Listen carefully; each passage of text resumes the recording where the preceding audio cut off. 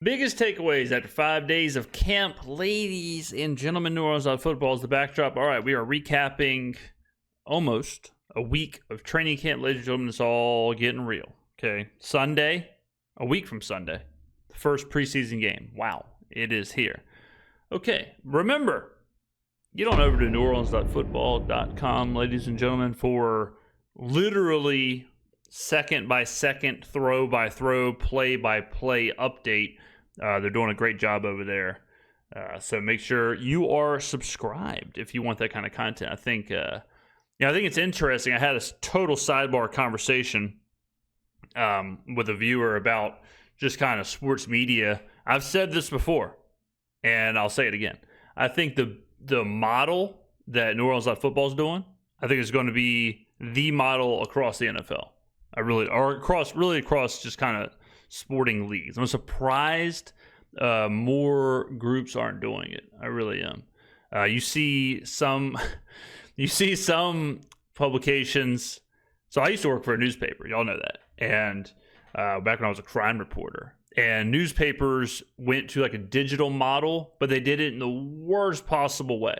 They gated everything, literally all the content. And you can go right now, and there are still newspaper websites locally, Biloxi, New Orleans, whatever, who gate all their content, right?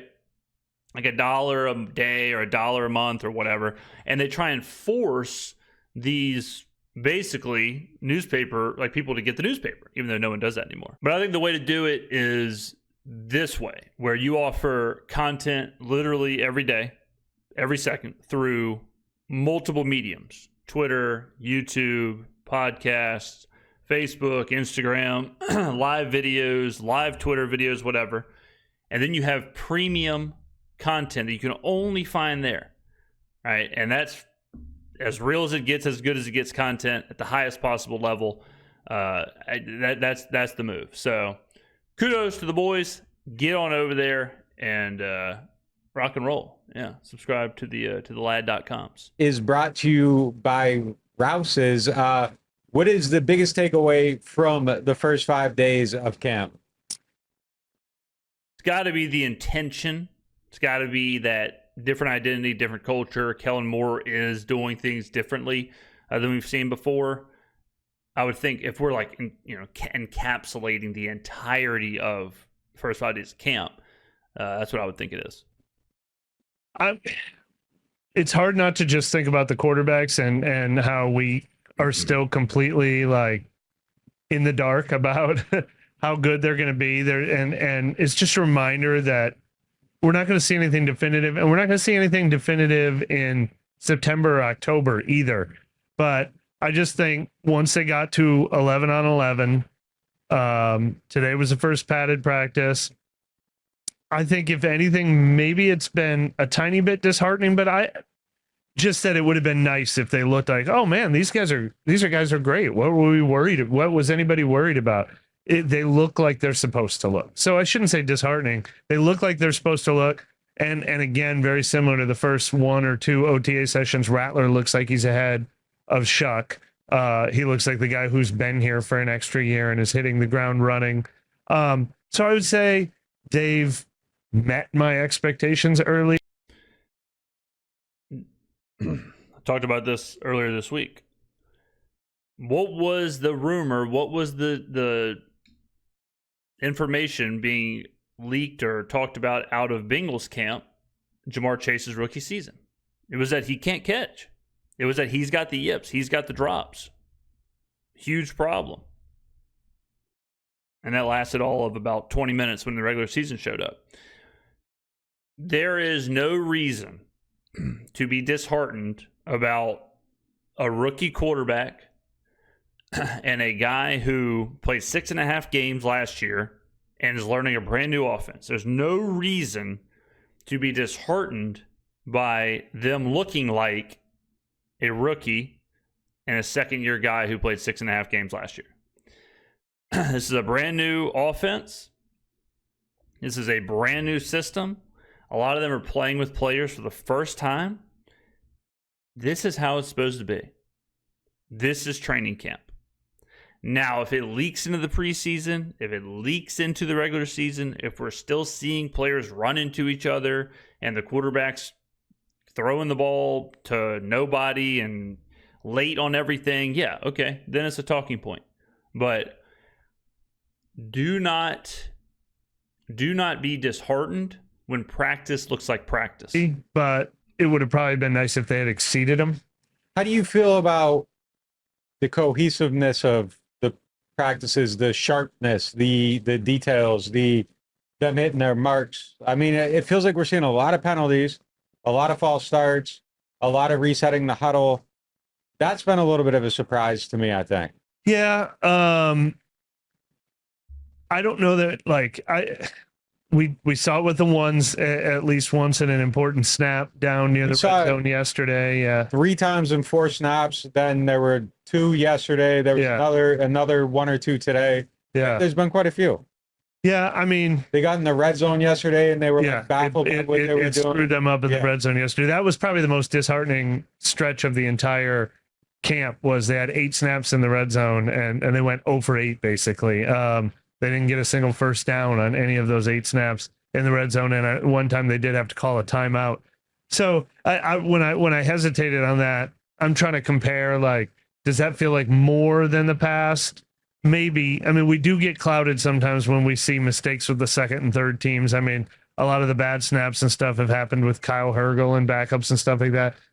I'm not seeing anything disturbing from the starting offensive line that's really got me thrown off when receivers have run the wrong routes. And there is, it is a balance. Like, it is difficult too to give praise to certain groups and take away from other groups. Like, what's good, what's bad. Like, some of that is difficult. Some of it's hard to be like, okay, well, the edge rushers look good, but does that mean the offensive line is bad? Can they both be good? Can like, how does it? How do you fit it? How do you fit it all into like a true recap, true review, without just saying, okay, this group sucks, this group's good, or vice versa? I don't feel like it's Olave versus vice and Shaheed. So, like, I do always try to like, yeah, sure. Like, am I worried about players that are actually on the team, or am I worried about a 90-man roster trying to find its footing? But look, it's just the first week of camp, and I'm not even necessarily saying this to scare everyone, but it's been a reminder that this is the offense that's predicted to be the worst quarterback situation and one of the worst offenses in the league, and they've done nothing to make us be like, oh, everybody was wrong about their prediction. Now, I still feel like I've said all along, like, I mean, I've watched rookie Gardner Minshew and rookie Davis Mills and rookie Spencer Rattler go out there and not make total fools of themselves. The team that can win 5 games still exists in the offense that I'm seeing, but in no way have they alleviated any concerns yet. Now, I think this is kind of surprising to my ears, because for the last couple of days, take out Monday. All right. If you take out Monday, it's been nothing but glowing reports about Rattler and Shough. Mostly Rattler, but Shough's had some good moments in there too, for sure. And now they struggle Monday. They struggle in pads. And now it's swung to this disenchanted, disheartened, the worst offense in football. Okay, like, I fear that it might be a little bit of a knee-jerk reaction. I feel like it might be a little bit of a we're swinging too much here. Okay, we're swinging a little too far between build the statue and 32nd ranked offense. If it continues, like I said, if it's a trend, if it continues, if this is just how it is, okay, maybe it is. Maybe we can worry about it then. But I'm not concerned after one day of practice. I think they very much look like a team that took no team reps the whole entire OTAs and minicamp, and now you're getting out there, and the mistakes that you normally see in OTAs and minicamp, you're seeing in the first 5 days of camp. Because this is the first time the line's been on the field with the offense, with the quarterbacks, hearing the cadence, getting the snap off, and I think that's all very, very brand new, which makes it kind of hard to evaluate the overall picture of everything, because it feels like some of what we're seeing right now, the growth steps, or maybe growth steps in previous years, we would have seen happen by the 3rd mini camp practice in that Yeah. was just a straight up passing camp. Like it was not any team stuff. So It's true. some of the disorientation of all that stuff, I feel like is kind of showing up there. And it feels like the defense is way ahead of the offense to the point true. where when we go through and we watch the film, and you can watch it too if you're signed up to our site, NewOrleans.football, watch the whole entire practice, all the snaps, everything you're seeing. When you go through it, it's almost to a point where you're like, I'm almost starting to feel encouraged about the defense, and I'm like, I think this is maybe a false flag. Yeah, see, like, think about the situation. The offense hasn't played together as a team. Offensive line hasn't played with the playmakers, with the quarterbacks in this kind of a setting. Oh, and it's your first day in pads. Oh, and it's your first day going against the defense in a physical environment. The defense, they're being spread out. They're being given one-on-one situations. They're just going, right? They're just full bore, let it rip, just playing, just pushing. They're not thinking, they're just pushing. The offense is trying to figure things out while going through all that. It is a bit of a feet to the fire type situation. Not to say the defense isn't good, but it's just a lot to judge in the first couple of hours of seeing it. Yeah. But I think the ability for them to just go out there, line up and go first time with the D line, full box, whole defense. Yeah. I think it's a little bit easier to do that than, all right, we're going to set the protection. We're going to have everyone say here, here's the snap count, here's the cadence, all this stuff. And like, I think some of that is leading to some of the setbacks with the offense, but they are way, way behind. And I think the execution as a whole is way, way behind where it typically is at this point. And it isn't just a quarterback problem. Like, no, you're right. We paint it on the quarterbacks, but it's not. Yeah, I've heard the receivers are running into each other. It's kind of, but like, that's what I'm saying. It's all kind of the same song and dance where, you know, is it just getting used to what's new in the first couple of hours of the first day of padded practice, or is this something where something's just not working? Not just a quarterback problem. That red zone period you're referencing, like where with Rattler, that was really bad. Like there was an incomplete. He almost got picked off by Blackman on one play, and if you're kind of just watching it quickly, it looks like, what the hell is he doing? Why is he throwing the ball there? But like Trayton Welch and Rashid Shaheed pick each other, and it throws the timing off. And now the ball's out there. Blackman sees it, almost picks it off, and it's like, I saw everyone blaming Spencer Rattler, and it's like, well, hold up. Like when you go watch this, like he put the ball where he's supposed to. Like they're running into each other. There's a lot of quarterback errors though too. There's a lot of stuff with the offense is just, it's not at a point where you would say, I feel good about this yet. And we want to come on here and talk about awesome stuff, good stuff, positive stuff. But the biggest takeaway from the first 5 days of camp is that the offense, I think, has a lot of work. And now I don't think it's impossible for him to get there. I don't think it's impossible for him to reach a level where it's like at least fun. But right now, it's a frustrating watch. Yeah, I mean, like I said, would I say it's worse than I expected, or oh, they're going to be a disaster? I just think it's just been proof pudding of the reality of their situation. Like and a major work in progress. And yeah, like you said, who Yeah, I mean, this is a big pivot, honestly. I'm getting kind of whiplash over here because, like I said, there has been nothing negative from anybody until Monday, until the first padded practice. Then it was like, well, the offense is looking a little this, it's kind of some miscommunication, some discombobulation. And so it seems pretty quick to throw out everything else and just say, never mind. These guys are ass. Call Cardi B. Call Nicki Minaj. We got a new member of the ass club. I don't know. It just seems like I'm going to have to see more of this over the next week and a half, first preseason game, before I'm like, all right, now we got a problem here. Now we got a red flag. Who did Trayton Welch run into on that play? Shaheed. And then there was the other one where he led Welch a little bit too much. The time where he threw to a spot and he thought Dante Pettis was going to go there and Pettis wasn't there. I mean, like I said, it's always tough when you're talking about the guys that you don't necessarily think that they're going to count on in those important red zone situations versus the real guys. I don't have a fair assessment of the unit that matters most, and that's the offensive line. We've seen 1 day in pads. I still think it's fair to be optimistic about the talent they have on that offensive line. when I've tried to pay more attention to Fuaga, I think he's holding up pretty well. I think, we like the draft pick of Banks, but there will probably be growing pains there. We haven't paid as much of attention or put Fuaga as much under the microscope. I think he's going to be pretty solid, but I mean, that's the kind of stuff that we really can't analyze yet, but that's what's going to make or break this team. Is the only way this team has a chance is if the offensive line is good, they can give the quarterbacks even a few seconds, and they can have a run game that takes some of the pressure off the quarterbacks.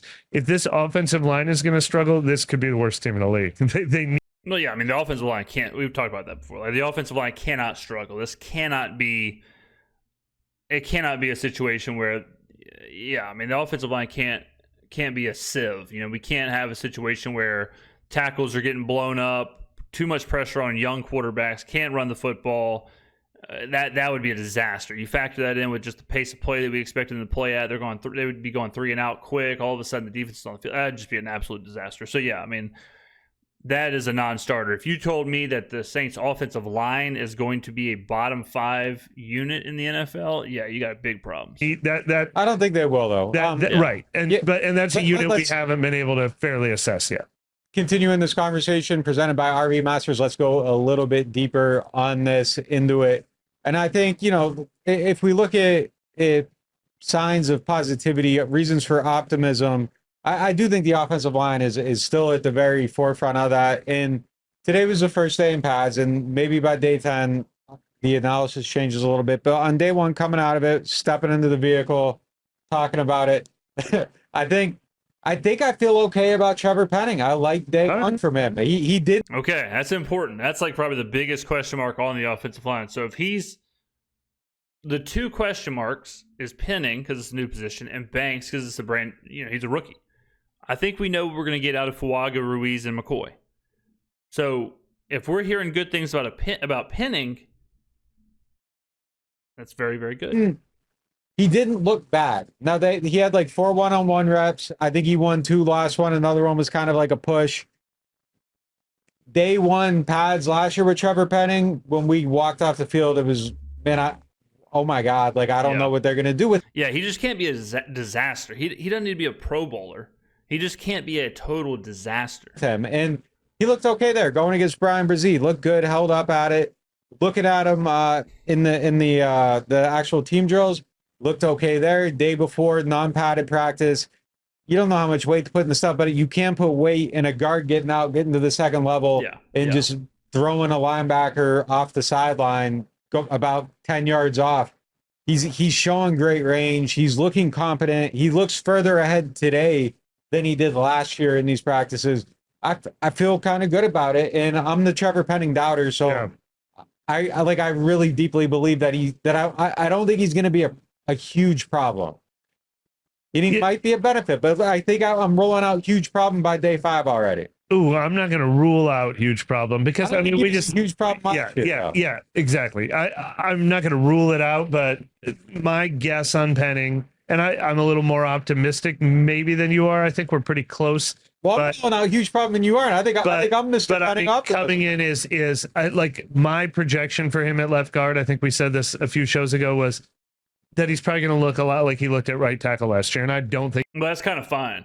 If he is at what he was last year at right tackle at left guard, then we're okay. He just has to exist, and he existed last year. He just has to exist at guard. He cannot be. He just can't be a disaster. He can't be the worst. If he just exists and is average and is the weakest point on the offensive line, whatever, as long as it's just bang average, kind of as a base level. He was a huge problem last year, but I'm not expecting revelation either. Yeah, I'd be surprised if it's revelation. But there's a huge gap between revelation and huge problem is you aren't playing him. I think he's going to be able to play all year and be fine. Yeah, he can't be a net negative. Although, who else looked good in those one-on-one reps was Dylan Radins. So my belief is great. If Penning works out, that's great. Whatever, but that ultimately the difference between those two guys is going to be minute. Maybe in pass pro, but I think when you talk about the run game, I think there is an upside with Penning. Trevor Penning has a chance to be elite, and I don't think Dylan Radins does. That's a really good point. If Penning can be not a problem in pass protection, then you can get the benefit of Penning being excellent as a run blocker. That's a really good point, and that is something maybe you're better at this than me. Maybe not even the coaches can tell. If you want to know how good someone is run blocking in everything we've seen so far, I cannot tell you. Well, there's a rep yesterday that he has it's on our site in the video where he's out, and I mean it is an absolutely jaw-dropping, astonishing rep. Like he's out there in the second level, he picks up Nephi Sewell and basically carries him to the sideline like 15 yards. And that's kind of for the coaches too, where let's say you have someone like Penning, or let's say how it plays out kind of like this with Penning, where, all right, he's below average-ish pass blocking, but he's elite at run blocking. Well, it's kind of up to the coaches to utilize that, like to use that understanding and that knowledge of him as a player to where you're putting him in the situations where he can't succeed. You are running the ball, towards him or around him, or he's a big part of the running game, or he's not being asked to do things that he's not great at and never being asked to do things he is good at, right? So he's a unique player if it does play out like that, because he seemingly is so good at one thing but so bad at the other thing. And so it'll be up to Kellen to kind of, try and harness that. Just tosses them over, and like that's what he does. Yeah. It stands out when he's in space. Like he looks amazing. I think he has a chance to be really good in that role, and I think you can get him out in there into that second level a little bit more from that position. You can get him pulling. Like that's something that I think he can be great at. And if you can put the bumpers on him and pass pro, and he's holding up in the one-on-ones, like there's a chance for him to be. Yeah. I'm penciling him into the starting lineup. I don't think he loses it. Yeah, look, you bring up the point. I mean, it wasn't even his first day in pads last year. It was the first day after that first preseason game where he'd kind of looked bad in the first preseason game. And then he came back and it looked like it got to him. And it was the very first practice back in California after the first preseason game where there was like that might be his last day. And the fact that he fought through that was telling. But yeah, we're nowhere near that level with him right now. He is playing with confidence. We've talked to him. He's talking with confidence. He's excited about playing this position. So yeah. But I mean, that's what's going to make or break this team. They have to be average at the very, very baseline and hopefully above average for this team to have any chance. And we're just beginning the evaluations on that unit. Yeah. It looked, man, like the one-on-one, like I'll look it up before the next show. The one-on-one record last year, like for him was like, it was like loss. And loud loss, big loss. Yeah. Like there wasn't a lot of redeeming stuff. And he was losing to Nico Lalos. Yeah. And he's not just Chase Young and Brian Brzee and like Brian Brzee's a guy that had 7.5 sacks last year. Like this is a guy that's a good pass rusher. Brzee looked really good on one of those rushes to the one that he won. And Brzee's had moments against Penning in this camp too. So he has. Yeah. I mean the jury's obviously still out on Trevor Penning, but you're right to be encouraged for sure. Yeah, I think I'm comfortable being. I don't think I'm trying to sift through all this because, like I said, I'm getting a little whiplash after the last 4 days, and now we're getting these reports. But I just don't think this offense can be that bad if the offensive line is good. It's just hard to believe that some of these miscommunications and timing and whatever are going to really carry much further. I just don't think that's going to be a thing when the regular season comes. So then if you eliminate that, it's like, all right, what is actually the issue? Is the problem the quarterback's not seeing the defense? Are they just making bad mistakes? Are they just making bad reads? Are they just making bad decisions? Or is it all baked into the infrastructure of the offense, like getting in and out of the huddle, the offensive line, the alignment, like all that stuff? And encouraged by him. I think he's looked okay. Other reasons for optimism. I like the way that Chase Young's talking. I like the way that he feels about what he's doing. I think apparently Chase Young's really showing out. His personality even feels different and lighter and more encouraged, and he feels like a guy that feels good about what he's doing. And I think he kind of looks like a guy that feels pretty good about what he's doing right now. Now you're on my corner. Yeah. Now you're stealing my guy. Again, he's another guy that it's all talk until we actually see it in the games, because he couldn't have possibly looked any better than he looked on training camp practice fields last year. Going against Penning. True.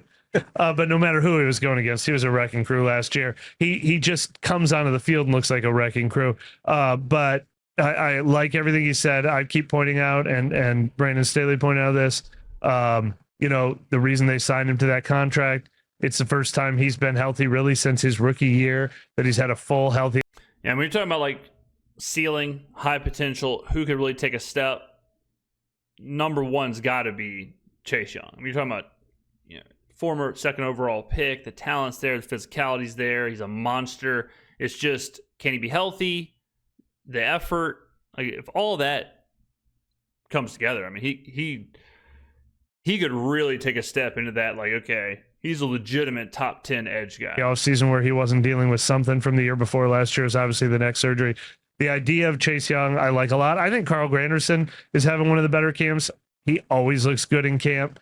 And then, we get excited about those two guys, and then it adds up to what, 5.5 and 6.5 sacks last year. So the proof will be on the field for those guys. But yeah, I absolutely, that was, I think, your biggest worry spot on the team. And I was always like, I don't think those guys are that bad. I just wish they were 2-3 instead of 1-2. Well, I mean, that's always been my take. They don't have a 12 sack guy on the team. That was always been my take about them. But those two guys individually, I would put in the top 3 rotation of almost any NFL team. I think those are real players. Yeah, they just don't. They don't have the headliner. They don't have the number one. Yeah, I mean, and that's true. Like at a certain point, it's not all about sacks, but at a certain point, someone has to be getting sacks.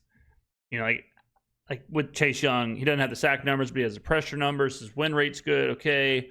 But in order for him to not have the sack numbers, someone else has to. Like Granderson has to have that 12 to 15 sacks or whatever. Brazil has to have 10 sacks if Chase Young's going to have 6. You know what I mean? And so, yeah, I do think you do want to see those results, like the hard number, push up a little bit. They probably should be better, but pick at that position right now. Those guys seem excited about playing in this defensive scheme in particular too. I mean, that they get to eat and be on the edge more, and obviously you pointed out that rep where Chase Young is going to earn that if he can show that he can do what he did in pass coverage on Brandon Cooks on that snap. It'll allow him to he's dropping into coverage. Yeah, can't pull things out. Look really good with him. What else you got? What else you feel good about? I mean, I wrote about Julian Blackmon 2 days in a row, and I mean, he's got good range. You can't get a smaller sample size than what we've seen with him, but with all due respect to Jordan Howden, who I think has been a good 5th round draft pick,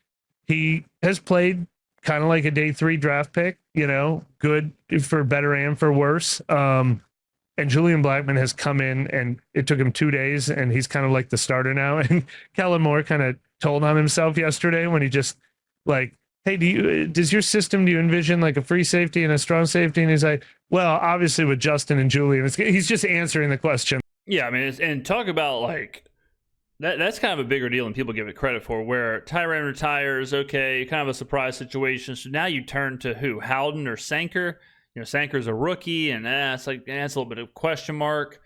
For Blackmon to come in here and be just a pro, just come in here and be like, yep, he's just an NFL player. That is a huge weight off of that secondary shoulders.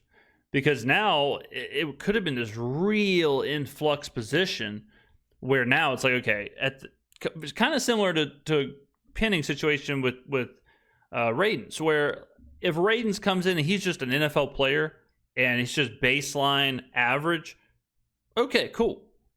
Like in the situation we had with Tyrann retiring, for Blackmon to come in and be like, okay, well, this guy's just a starter. He's just an NFL starter. All right, thank God. Like their starters are Justin Reed and Julian Blackmon. He made a play yesterday.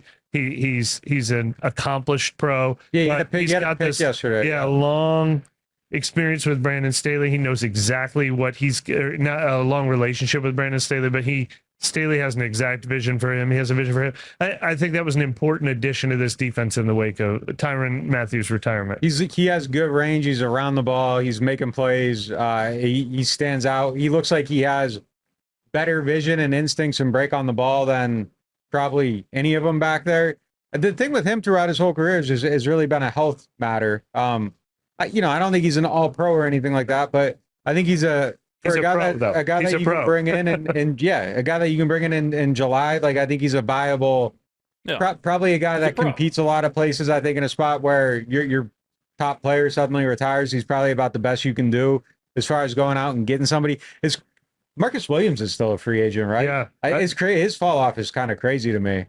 Because he feels like someone that should not be setting up from what we've seen from him, but it went really wrong in Baltimore, I guess. I mean, he's obviously had a ton of health issues that exacerbated his fall, and maybe he's not fully healthy right now. I'm not even seeing tons of reports of him doing visits or trying out, so maybe he's waiting for very strange to be, to look better physically before he makes his run out. That is strange.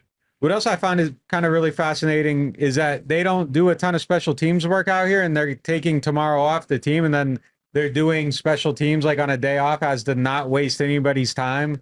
Yeah, Tuesday is just a special teams day. That isn't on special teams standing out there. That's something else I kind of like, just the time management aspect of everything. Rolling into our next topic, present. All right, there you go, ladies and gentlemen. 5 days. Should you be concerned? I don't think so. All right. Get on down in the comments below. Let me know what you think. Thank you for watching, and I will see you in the next video.